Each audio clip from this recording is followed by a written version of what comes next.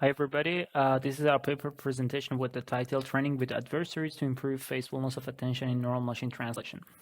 So in NLP models, attention weights are implicitly or explicitly used for rational neural predictions. The idea is that the input token with receiving the largest attention weight has been the most important one for predicting a particular prediction. But the question is that are these weights faithful? Do they reflect the true internal reasoning of the neural model? Can we trust them? For instance, we have two German sentences that have been translated to English. And for example, the correct reference has been "it's all here," but the model has translated it to "it's all right." On the right side, the reference is in the north, but the model has mistakenly translated it to North America. An interesting observation here is that if you remove attention from the purple tokens, the model still generates the red output. So it seems that although the model pretends it's attending to these source words, this attention has not have an impact on the output. Otherwise, removing attention should have resulted in some changes in the output. So in order to evaluate faithfulness of an explanation, especially in neural models, Jacobi et al. 2020 propose a couple of criteria when evaluating faithfulness. So you should have a measurable evaluation metric for faithfulness. Otherwise, you cannot discuss it. Human judgments are not relevant because we are interested in model internals. So an explanation might make sense to a human, but it doesn't necessarily mean that the model is basing its prediction based on it. So human judgments are not relevant. Because we are interested in model internal behavior, whether the attention is right or wrong, we shouldn't match against the goal labels, because even if attention does not match with human reference, if the model is not putting its prediction based on this attention, it means that the behavior has not been faithful. So a faithful behavior doesn't matter if the correct token with the highest attention weight match with goal label or not. So no model is inherently faithful. It is not a binary thing. It's a degree to which a model is faithful. So quantifying faithfulness is still a challenge. So one distinction that we should make is plausibility versus faithfulness. Plausibility is how convincing an explanation is to a human, and faithfulness is how accurately it reflects the true reasoning process of the model.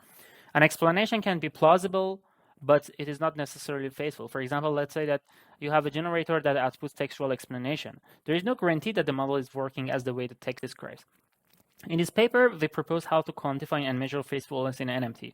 We also show that using a novel objective function, we can improve faithfulness in NMT and make the attention more trustable for debugging neural models.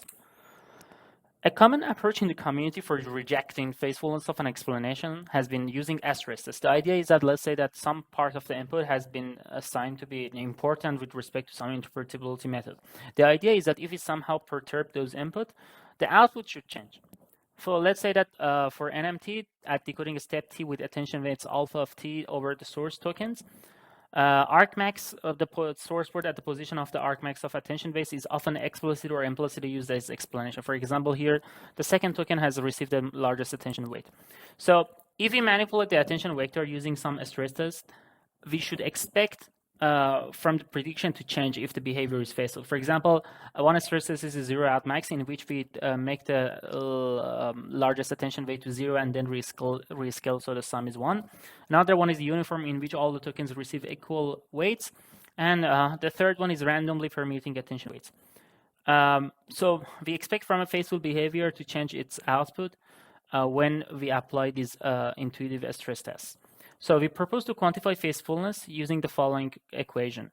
So we capture during inference time, we capture the percentage of output tokens that were changed when we fed the model perturbed attention. So we change the attention weights, we feed it to the model again, and we expect the model to change the output.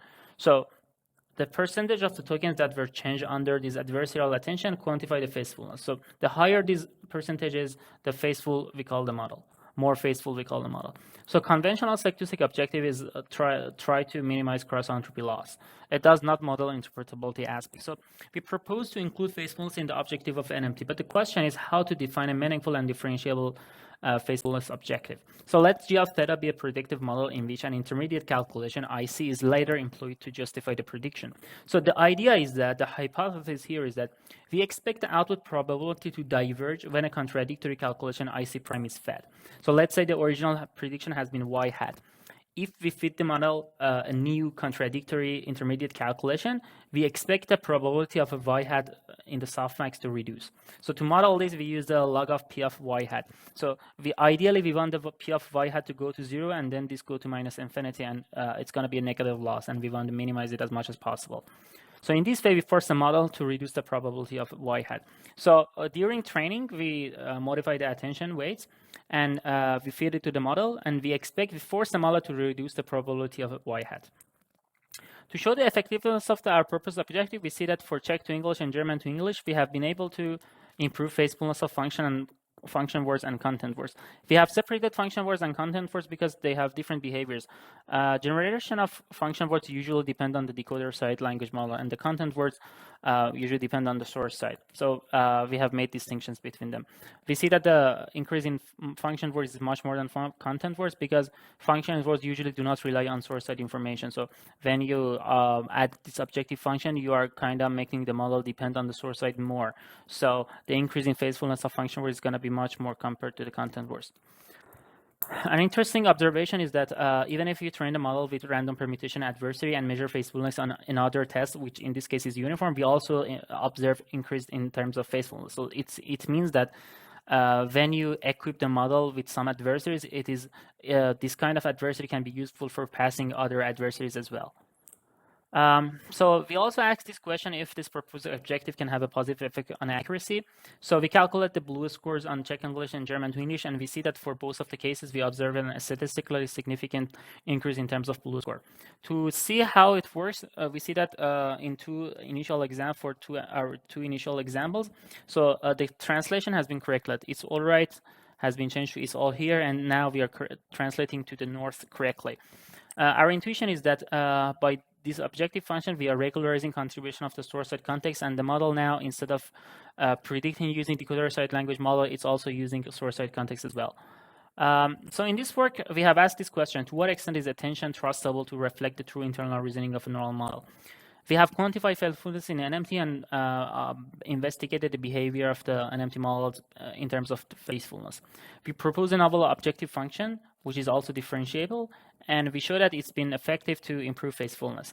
And we show that it can be useful in terms of accuracy in some cases and can result in some better translations in some cases.